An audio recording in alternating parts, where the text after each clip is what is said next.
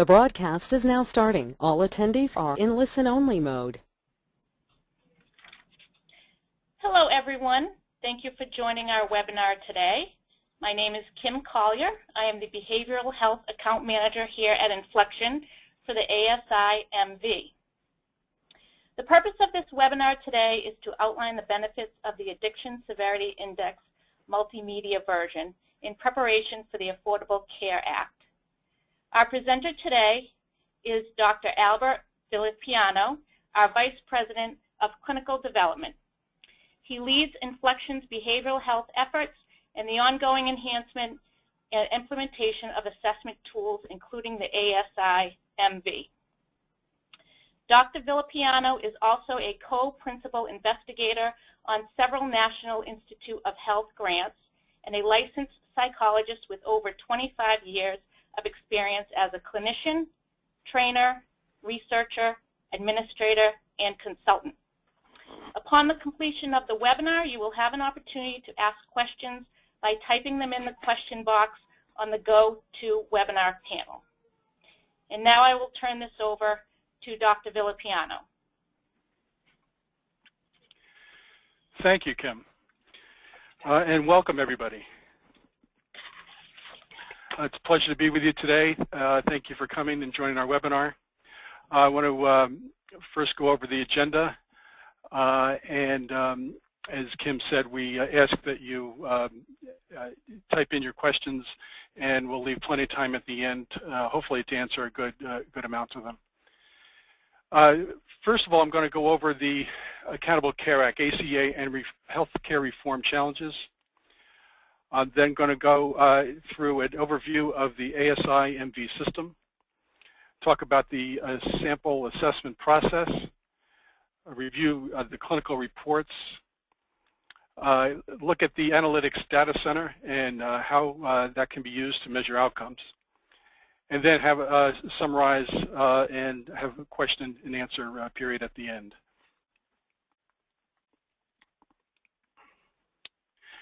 So I want to start with an overview of the Accountable Care Act, and as some of you may have seen last month, the National Council for Behavioral Health put on its website what they called the Game of ACO, the Accountable Care Organization. And I found it very useful because it laid out a number of steps, 4 steps, as well as tasks within each step that helps providers understand a bit about the concrete tasks to move forward to prepare for the Accountable Care Act and healthcare reform in general.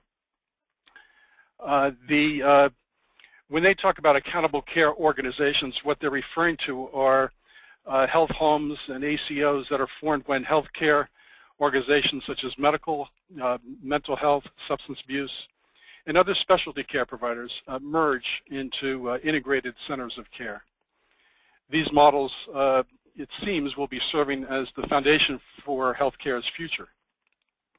Therefore, it seems pretty important that behavioral health providers want to create a presence in the market as early as possible, and I assume many of you have already started to do that. The providers in an ACO that comprise an ACO work together to improve their clients' health, to provide better care, to reduce costs, while achieving identified outcomes. And because the ACA requires mental health and substance abuse services to be included as one of the 10 essential health benefits, behavioral health providers are guaranteed a seat at the table. So neither health homes nor ACOs can reach the goal of being accountable, affordable, or holistic health care without effectively including mental health and substance abuse providers. So again, the takeaway is behavioral health providers must determine what kind of relationship they want with these entities and what they need to do to qualify as providers. So you see 4 steps here, and what I did was pull out from each of the steps some tasks that relate to assessment and relate to the kind of work we've been able to do with some of our provider customers. And by the way, this information about ACO from the National Council can be found on the nationalcouncil.org website. That's the nationalcouncil.org website.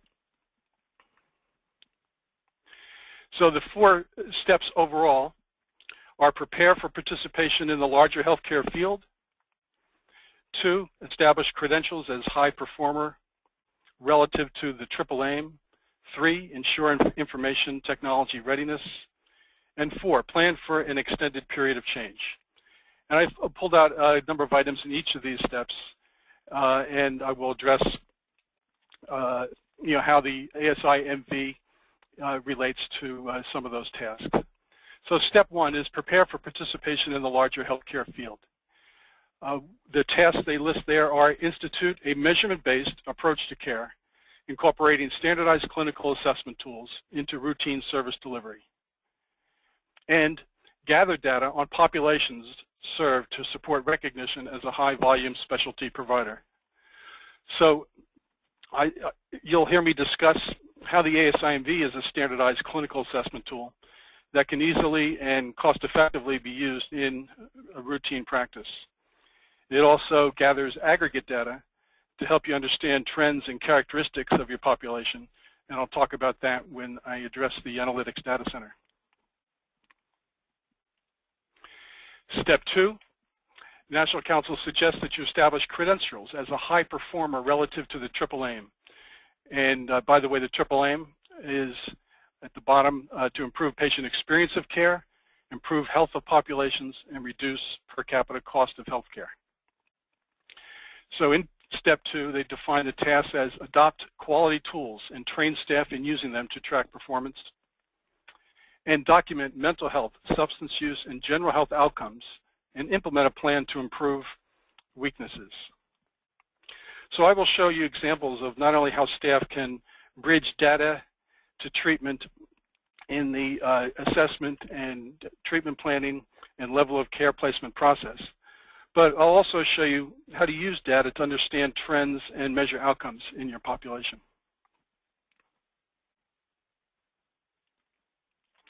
Step 3 says ensure information technology readiness. And by that, they mean institute informational technology, IT systems that support data exchange within and outside your organization, that support the use of your data as a routine part of clinical work, and support performance review practices.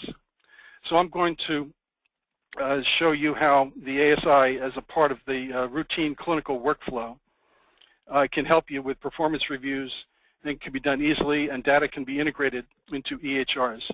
And integrated into electronic health records, not just at your local level, but if you have to have data migrated to your state systems, the same client's data can be imported or integrated in both directions. So in other words, multiple EHR integration is possible. And step 4, plan for extended period of change. They say the task here is to identify resources and a support network for staying current on new and emerging practices and financing models. Within the ASI MV system, we are developing a behavioral health index multimedia version tool, which is basically an enhancement of the ASI MV to add more questions to the psychological section, such as questions addressing trauma, self-harm, violence, eating disorders, more in-depth questions on depression and anxiety, and addressing tobacco, gambling, military status, etc. This tool, even though the psychological domain of the ASI has been a very good screen for mental health issues, over the years, a number of our customers have asked us to enhance the mental health parts of the ASI to make it more useful for behavioral health providers, especially those that are traditionally mental health. This tool is in development now, and we expect to release it in the fall. By the way, I should add one more thing to that in terms of resources. Is that the Inflection also, because we are a company that does research and development, primarily with grants through the National Institutes of Health. We have a number of grant projects that are constantly going on here, and we are working on several grants right now, two of which address evidence-based practices with adults and adolescents. And we are typically looking for sites to participate in the research with us, and be happy to hear from you if you're interested in participating in any of those projects.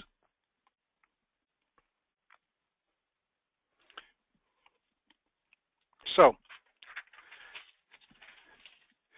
with that as an overview, I hope this presentation will help you see how the ASI can assist you with meeting some of these challenges. And I'm going to go into discussing the ASI-MV, which was, I think, our second grant received through the National Institute on Drug Abuse. Currently, the ASI-MV is used in about 1,000 sites around the country in 40 states, and we have about 500,000 records in our analytics data center.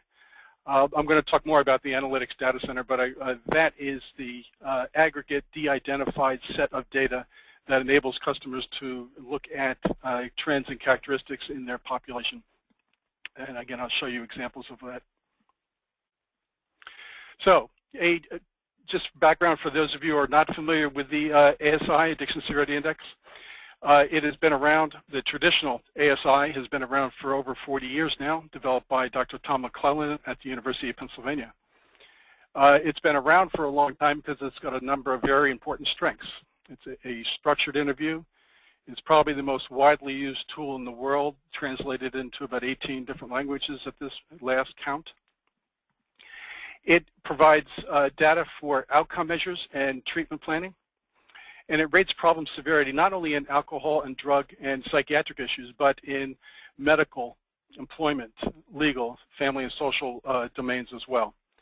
So it's been a tool that's been used a lot in research, and it enables programs to compare apples to apples when measuring your site to similar sites. But during that time, there have been a number of problems that have always been associated with the Addiction Severity Index, the clinician-administered version.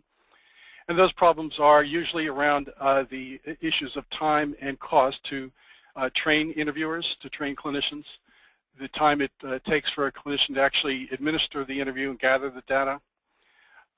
We've often found that sites where interviewers are doing multiple ASIs in a day, they may not be as objective or sharp at the end of the day that they were at the beginning. We call this rater drift or reliability problems. And if there's high staff turnover, you're faced with having to retrain and recalibrate your clinicians. So therefore, it's been difficult for many organizations in states where the ASI has been required. It's been difficult for them to use the tool in a consistent and standardized manner. And it's been difficult for them to tap into the rich data set that's in there for treatment planning, level of care placement, and referral. So in response to those problems, at Inflection, we successfully were awarded a grant in the mid-90s to develop a client self-administered version of the ASI called the ASI-MV, multimedia version. In later end of the 90s, we got another NIDA grant to develop a Spanish language version. And we addressed some of the problems that I listed in the previous slide by making this client self-administered with audio and video. So there's minimal staff time needed for administration, for gathering the data. The program immediately generates detailed reports and the scores once the client has finished. As long as staff is not duplicating data gathering time, they're going to save staff time and paperwork. There is now an off-site function available for remote patient access, so a secure link could be sent to clients for them to take it at their home computer. And once completed, the clinician at their site would have access to the reports and the clinical information. We also developed it with EHR integration capabilities, and we currently integrate with a number of major electronic health records. And used in this manner, the ASI-MV can become then a consistent standard for not only assessments, but for outcome as well, outcome measurement if you administer multiple assessments to the same clients.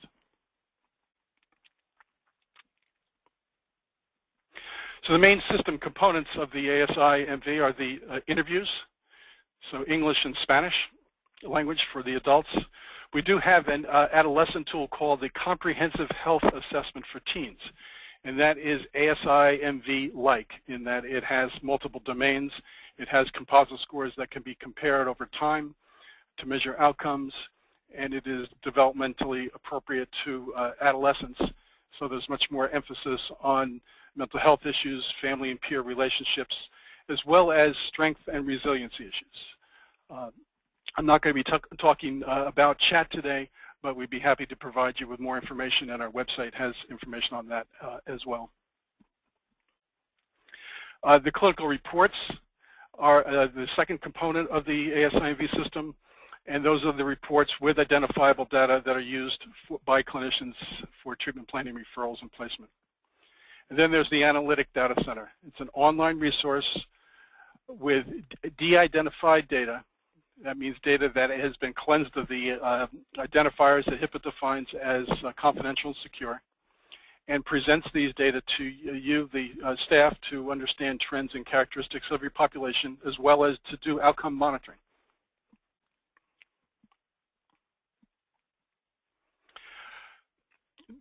For this webinar, I'm not going to show you the video demonstration because sometimes it doesn't sync well when we're listening on the telephone and viewing your computer. However, I encourage you to go to our website and click on demos, and you can see a 4-minute video demo of both the adult ASI-MV as well as the adolescent chat program.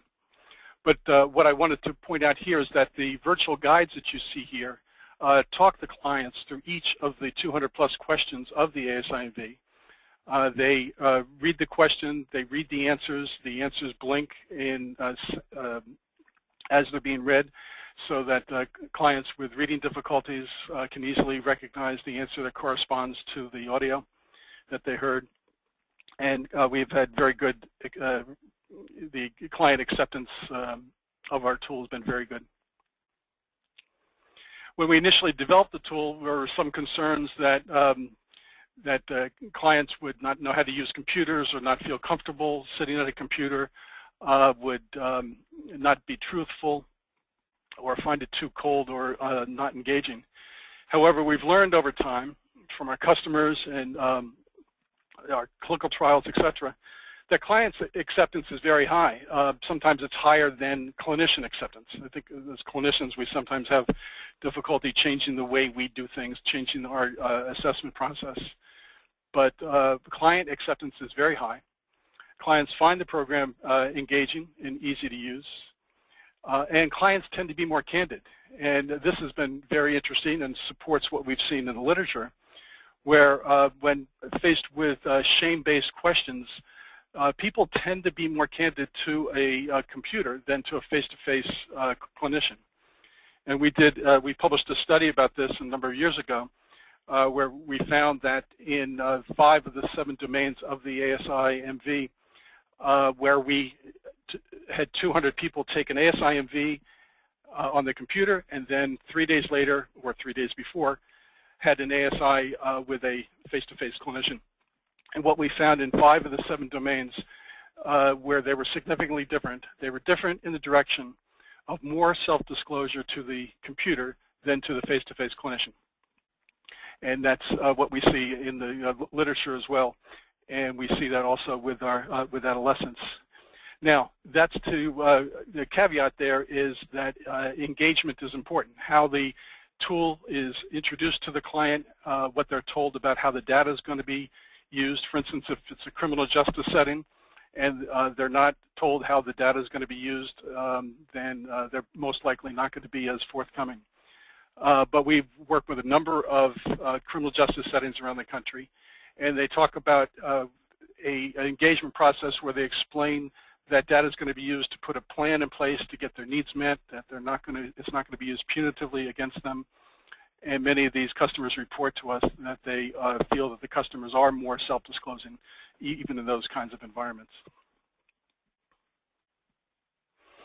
We have a number of studies that are published that bear out the validity and reliability of the tool, and you can get a list of these studies on our website.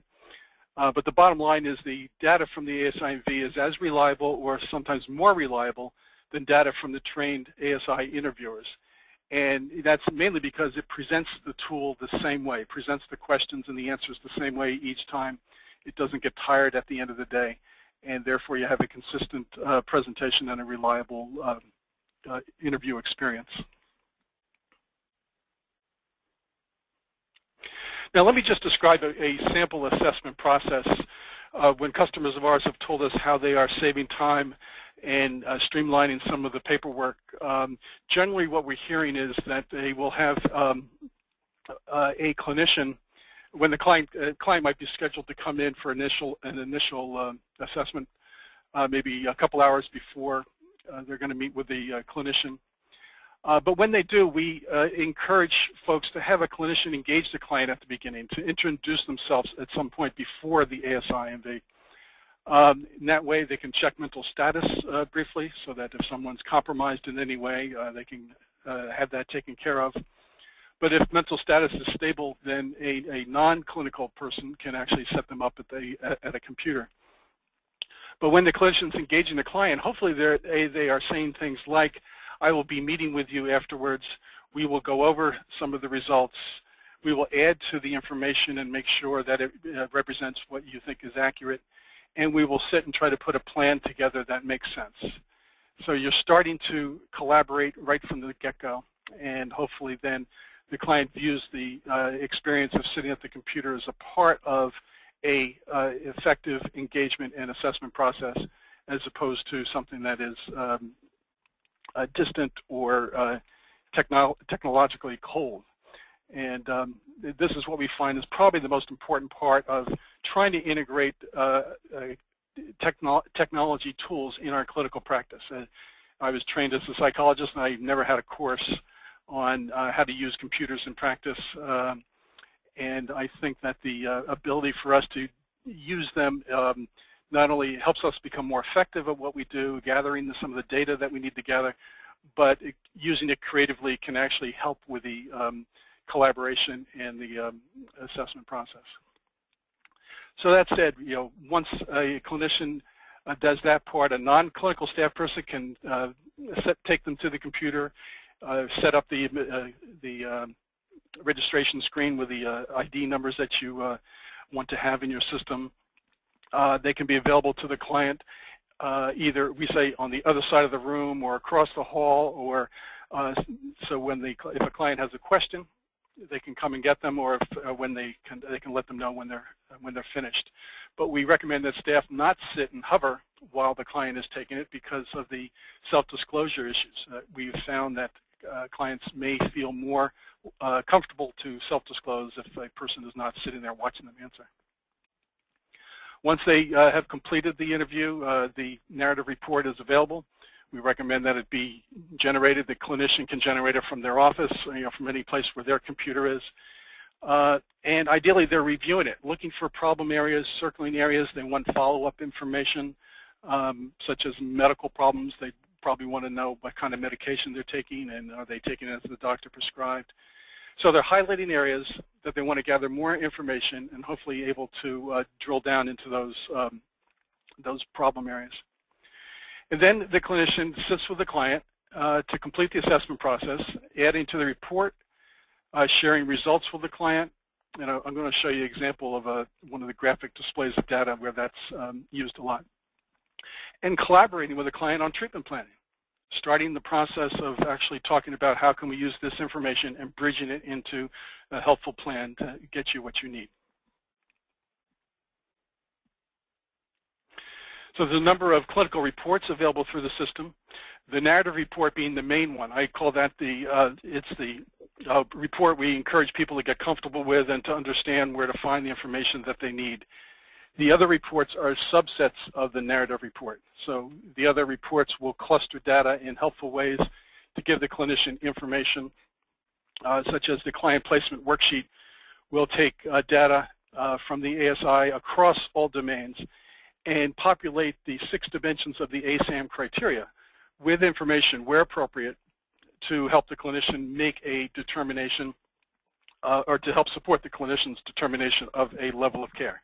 So it does not make a recommendation, but it gives the clinician data to support their recommendation. Same with the treatment planning tool. It does not develop a treatment plan. What it does is take data from across all domain and cluster it in areas of recovery environment, psychiatric risk issues, assets, and problem lists. And then it's left up to the clinician to use those data for their treatment plans. A brief screening summary is a one-page report that gives clinicians information on key areas within the ASI so that it can be quickly reviewed to see if there's any problems that need to be addressed immediately. And the domestic violence and sexual assault summary is a one-page report that the state of Oklahoma asked us to develop a number of years ago, where they had an initiative where they were identified 25 items within the ASI that, if answered a certain way, may be an indication that someone needs to be further evaluated for being a possible victim of domestic violence or sexual assault. And lastly, there are a number of client worksheets and handouts in the program. We have a book that was published by Hazelton called Time Effective Treatment, a handbook for substance abuse treatment. And there are handouts in there that you are welcome to use with clients. Some customers of ours use them in group work or with clients in individual sessions. And they are resources such as understanding addictions, understanding psychological problems, cognitive behavioral worksheets on managing difficult feelings, etc. So I want to say a little bit more about the narrative report, the main report. These reports are available in Microsoft Word, so they can be edited and used as needed. Some folks will copy and paste pieces into their biopsychosocial assessment. Others will type right into it and expand this to be their intake evaluation. So each report has the summary of the demographic data on the first page, as well as the scoring and ratings. And there's severity ratings, which customers use for treatment planning. There's composite scores, which are used to measure progress or change over time. The reason that they are different is that composite scores are sensitive to change in the last 30 days. So there are questions about, in the last 30 days, how many days did you use alcohol, etc. Whereas the severity ratings include questions about, in your life, have you ever been arrested and charged with a crime? You know, in your life, have you ever used heroin, etc. So no matter how well you do in treatment, the answers to those questions do not change. But composite scores are sensitive to change, and therefore those are the ones you use to look at progress over time. Perception is a rating the client makes about how much do they think this is a problem for them now, how serious do they think their alcohol problem is, their psychological problem is, etc. 0 is not at all, 4 is extremely. And motivation is how much do they want help for this problem now, that is additional help than they're currently getting. And again, the rating is from not at all to extremely. Now, one of the graphic displays in the one of the last pages of the narrative report is this severity rating table. And I've heard over and over again from customers how they find this one particularly useful to sit with clients and to start to review the results. So in this case, the clinician might have sat down with Mr. Jones and said, I understand that you referred here because of a drug problem, and it looks like at a 7, that's a pretty big concern and a problem for you. But I also noticed that your medical severity rating is a 6, and employment is a 5. I wonder if we can talk a little bit more about what's going on there and how either drug use is affecting your medical or your employment situation, or vice versa, how your employment or medical situation may be affecting your drug and alcohol use. So you can see how the tool could be used to start to bridge the data into a collaboration and into treatment planning.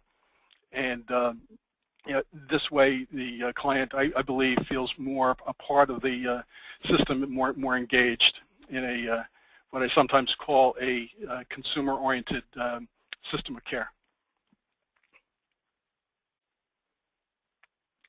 So we just went over the interview, and then we went over the clinical reports briefly. I know I'm doing this briefly, but on our website there are samples of each of the clinical reports that you can look at. And now I want to move to the Analytics Data Center.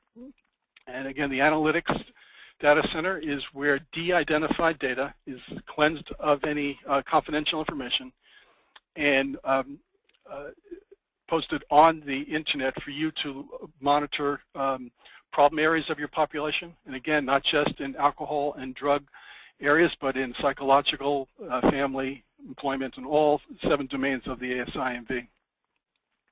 So you can start to look at things like types of drugs used, and I'll show you a sample of that. You can look at co-occurring issues. I have an example of that one as well. You can compare characteristics of patients and outcomes. You can compare to national benchmarks and local, your organization, each individual site of your organization. Compare that to the rest of your state. And access to data in the Analytics Data Center is in real time. So if someone completes an ASI MV at 1 o'clock, at 1:15, all the data should be there and available to you to get a real-time view of what's currently going on with your population, not about your population 6 months ago or 18 months ago, as you might find with some of the TEDS data sets or so on. But it's available to you now for you to make real-time clinical and administrative decisions about what's going on. So let me show you a couple examples. Here's one of the questions within the ASI called, what substance is your primary problem? And in this case, you have 3 columns after that. One is the provider data, one is the state data, the state where that provider's in, and the final column is the national data. Now, by national data, I'm referring to all those agencies within our in our data set that use the ASI&V. So this is not a data set representing every single state. It represents the 40 or so states that are using the ASI&V. And in this scenario, what I took was people who showed, I highlighted several areas here. So if you notice that heroin, the provider data, is similar. The people, 9.88% reported heroin as their primary substance of choice, primary problem. The national average is about 9.79, so they're very similar to the national average, a little higher than the state. I'm going to skip down to cocaine. You can see that the cocaine is much lower than the national average, about 4%, and the national average is a little over 9%, so it's almost half of what the national average is. State about 3%. Amphetamines also much lower than the national average, 2% compared to almost 12% at the national level. And other opiates, which are typically the OxyContins medications, that is the only one that's significantly higher. You have 16.78% in this provider set reporting opiates as their primary drug of choice. State data even a little higher, close to 18%, whereas the national data, only about 11% report opiates as a primary drug of choice. So you can see how these data may be useful for you to understand how your site compares to the rest of the state, compares to the rest of the country. You can also view this data by date range, so to look at your data from 3 years ago and compare it to this past year, and see what kinds of trends have occurred, what changes have occurred over time. Second example is a co-occurring issue. So you can look at, in this case, drug severity and serious depression in the last 30 days. And what this chart shows you is on the far left, the 2 columns represent low drug severity. The middle 2 columns represent medium drug severity. And the right 2 columns represent high drug severity. And the blue bar is, no, I have not been seriously depressed in the last 30 days. And the gold bar is, yes, I have been seriously depressed in the last 30 days. And what you see here is sort of a classic trend we see in most sites these days, is as you go from left to right, or low drug severity to high drug severity, you see the depression bar get higher and higher. Whereas, so when you're at the far right, it's probably about 63% of the folks that had high drug severity also reported feeling seriously depressed in the last 30 days. Now, if I was a clinical director here, I'd want to know if this is true of all my sites or just a few, and I want to make sure I had resources in the community to access psychiatric evaluation when needed, etc. So you can see how I can use this data to understand basically, or make some decisions about what you need, what your providers need in your system. And the last example I wanted to show you from the Analytics Data Center is outcomes. You can generate charts and graphs to give you information about changing composite scores over time. So in this example, what you're seeing is alcohol composite score change from initial ASI to follow-up. And obviously, you need to administer multiple ASIs to the same client population in order to have follow-up data. And what we see here is that of those clients who started out in the high alcohol use category, high composite score, about 80% of them showed a positive change, which means moving to a lower category, either medium or low. Whereas those that started out in the medium category, almost 90% showed a positive change, moving to a low category. And you can do this with drug as well. We've also created a number of custom outcome reports for folks that enable them to look at not only all the domains within the ASI and composite score change, but also change in other areas, such as in the past 30 days, how many days did you have psychological problems? In the past 30 days, how many days did you have family problems, etc. So there are a number of ways that we can work with folks to help them understand how to use the data, how to answer some questions that are important to the work that you do and to the communities that you work in. Now, one of the last couple of slides here, I wanted to show you an example of cost savings when using our tool. And a customer of ours in Buffalo Valley in Tennessee has been using our tool for years and uses this with in a health home environment as well. And they've been doing outcomes very carefully. I think getting almost a 70% follow-up rate, 70% success at getting a follow-up ASI. And they used to use the traditional paper pencil ASI in Tennessee before they adopted our tool. And they figured that with the 3,375 clients they see a year, they used to spend about $25 an hour for clinician time to administer and score and write up the report. And they did a follow-up ASI, and so therefore there were about they figured they were spending approximately $168,000 a year on ASI, on the cost of administering an ASI using a clinician-administered version.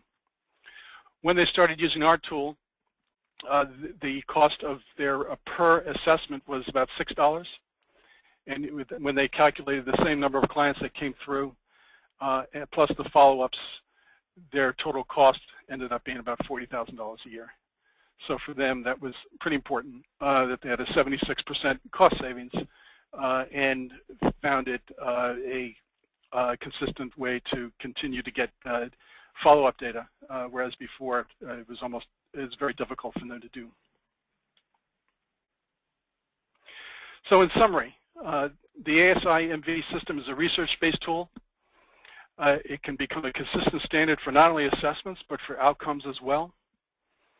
It's practical and easy for staff as well as for clients to use. I think the big issue for staff is to really understand their assessment process and where things could be tweaked or changed a bit so that they don't duplicate data gathering and can streamline some of the paperwork. And as long as they do that, then they're going to reduce some of their staff time and their paperwork, at least 45 minutes to an hour of staff time. They'll be able to monitor trends and problem areas of their population, be able to compare their data with local and national benchmarks. And with the Behavioral Health Index multimedia version coming out in the fall, that behavioral health enhancement will, we expect to be a valuable tool for behavioral health providers that are used to having more mental health questions, and we're very excited about that release. And we expect that the ASI will help our providers meet many of the challenges of the Accountable Care Act and healthcare reform. Some of those being increasing numbers of clients that they assess, reducing waiting lists that they have, without adding significant resources to their bottom line. So we have about 15 minutes, and I would love to take some of your questions.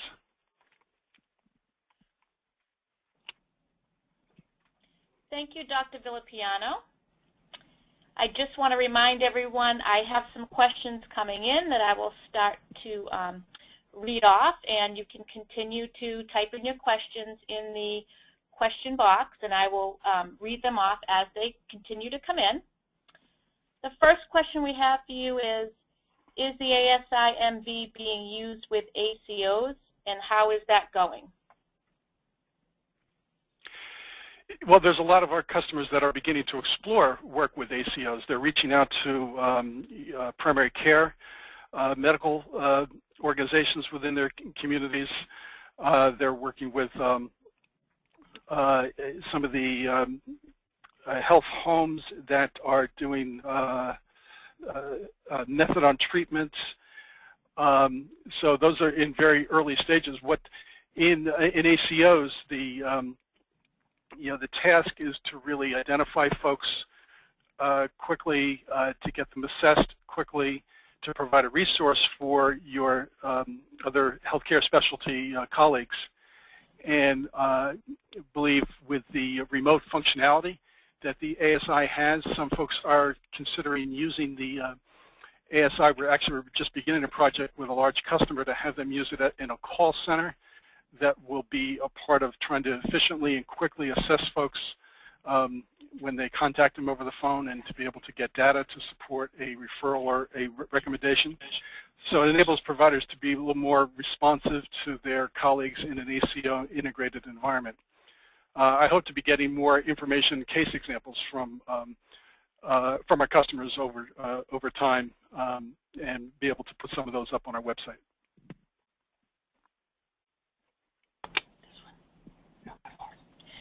Okay, the next question is there an ASI report for the patients? No, there isn't one, although we do encourage clinicians to feel free to make a copy of either the narrative report or maybe just the scoring sheet of the narrative report that has the scores that that graphic display of scores that I showed you.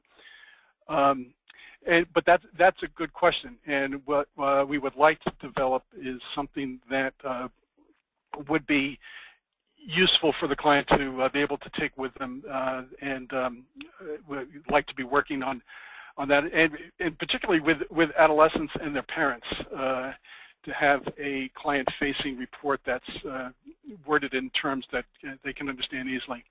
But right now, we encourage clinicians to make copies of pages of the report that they think would be useful for the client to take with them. Okay, thank you. The next question we have is, what are some of the challenges that your customers have in implementing a client-administered assessment within their assessment process? Well, I think that's probably the biggest challenge that our customers face, is how to look at their existing workflow. How to understand what parts of their workflow can be adjusted to accommodate or to integrate a electronic, computerized tool, and have it flow, have it seamless, have it feel as a seamless part of the process. So it involves looking at some of the forms they're currently using. If your existing system already collects a drug history and already collects a family history, and yet the ASI will provide you with a drug history and a family history, you want to look at where there's duplication of data gathering and see what can be eliminated so that can streamline that process.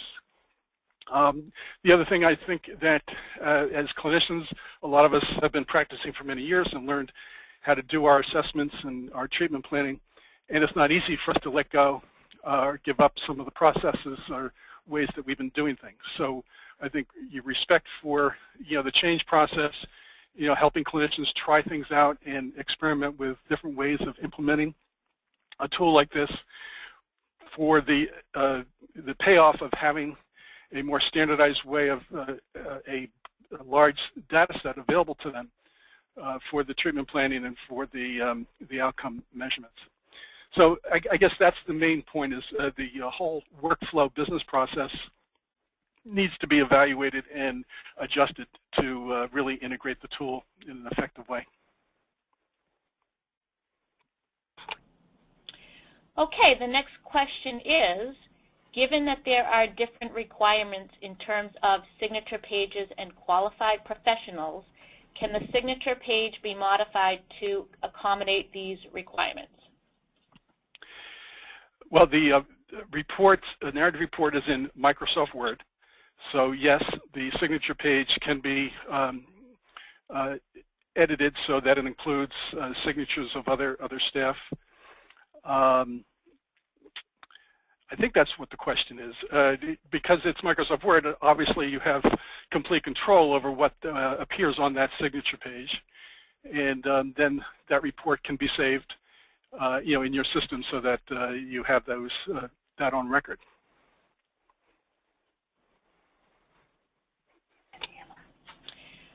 What EMRs does Inflection have working agreements with? Right now we are working with NetSmart's Avatar system, My Avatar, and TIER EHR. We have data integrated with FEI's WITS electronic health record. We are working with Core Solutions, and we are working with Askesis, iConsult, and our VP of Marketing, I believe, is talking to a number of other EHRs as well. We have developed what I naively call the black box that has data available for it to be migrated into an EHR through a web service call. So any EHR that I did not list, we encourage our customers to let us know who the contact people are there, and then our developers will talk with them and explain how our data comes across, and they have to develop a functionality to receive the data, a web service call on their end to receive the data. So it's already mapped to a DENS database for those of you who know what that is, and it's pretty straightforward.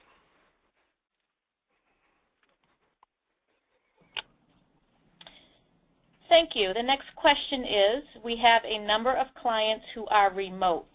Can you explain the remote functionality in more detail? Sure. Yeah, we initially created the remote functionality to address some of the follow-up problems that a lot of our customers have, where they were not able to get a client in for a follow-up ASI. And especially when clients self-discharge, you often don't know when their last day with you is. So in order to gather data, they were in, especially in rural places where people had transportation difficulties. The request was help with getting that data remotely. And so what we did, we developed the remote function so a clinician can register a client in their office, and then click send a remote invitation. And what pops up is an email for them to send to the client with a link and instructions on what code to enter. When the client receives the email, they have 7 days to click the link and enter their, I think, birth date and the code, and then complete the ASIMB. The client at that point does not have access to the reports or any other information, but what happens is the clinician will get an email saying your client has completed the ASI, and you can go in and at that point generate the report and have access to all the information that we talked about.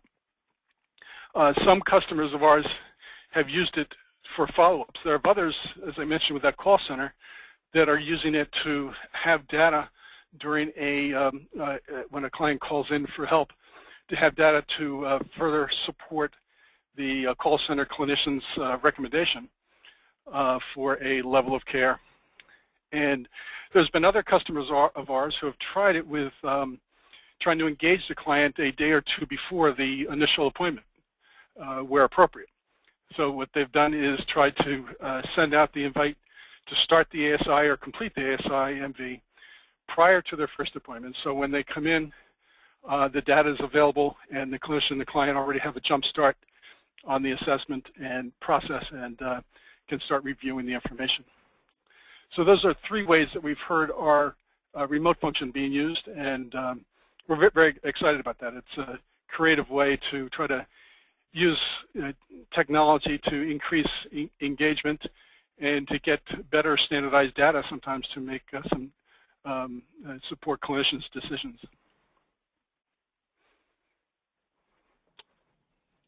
Thank you. I'd like to point out that we have several of you clicking on the raise hand button. Because we have so many attendees, everyone is on mute at this time. So if you could please type in your questions into the question box, we will answer them as soon as they come in. The other thing I'd like to point out is we have some state-specific and pricing-specific questions, and we will follow up with you after the webinar. So I have one more question, and the question is, the ASI MV is targeted to adults. Can you explain your assessment tool for adolescents? Yes, the CHAT, the Comprehensive Health Assessment for Teens, initially was a NIDA grant that where we proposed to develop a better adolescent version of the ASI. But what we learned quickly from our experts in the field and our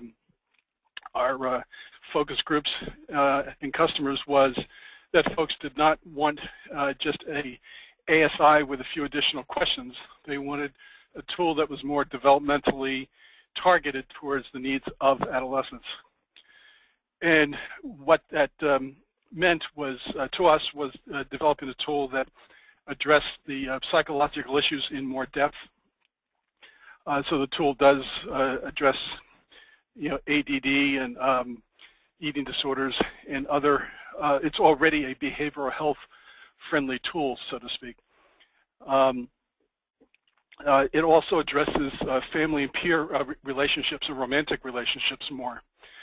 And as I mentioned earlier, it addresses strengths and resiliency issues so that the clinician is given clinical data to understand a bit more about the environment the client is coming from. So an adolescent that is reported in context of their family or school or work, they're asked questions about who do they feel they can turn to, with their family, at school, at work. Who can they talk with? Where do they feel supported? Where do they feel cared for? Where do they feel they're a good problem solver, and so on. So a variety of information that hopefully gives the clinician a more accurate picture or a helpful picture of the resources the client and adolescent brings into treatment that may bode well for their recovery or doing well in treatment, and red flags that may give the signal as to when a client may have difficulty with their network or recovery environment. And the tool's been used in, I think it's in over 20 states now, about 200 sites around the country.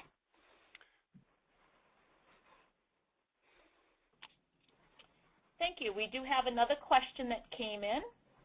How have your customers addressed the billing for assessment services with third-party insurance and contracts that require face-to-face? Yeah, it's always a different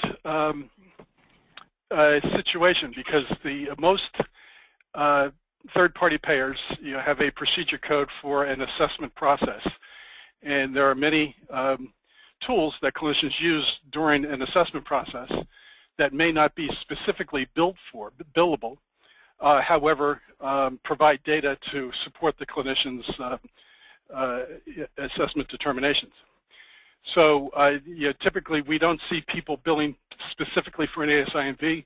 We see them billing for their assessment process, and if they're saving maybe 45 minutes to an hour of data gathering time, hopefully they're using that time to interview other family members, follow up with other information necessary, collateral information necessary to complete the assessment. So there are states like the state of Missouri will actually reimburse providers for the cost of using our tool, but that is unusual to have that's not a payer necessarily, but it is a creative way for the state to try to encourage folks to gather data in a standardized way. I hope that answers the question. We've worked with large managed care companies, Value Options, Optum Health, and they've all found ways to approve it as a part of their assessment process for contracted providers. Okay, thank you. We do have some more specific questions that are coming in, but we will address them after the webinar. We ask that you please take a few minutes to fill out the survey that will come through email to you right when you sign off this webinar. And we appreciate you joining us today. Thank you, everyone. Thank you. Have a great day.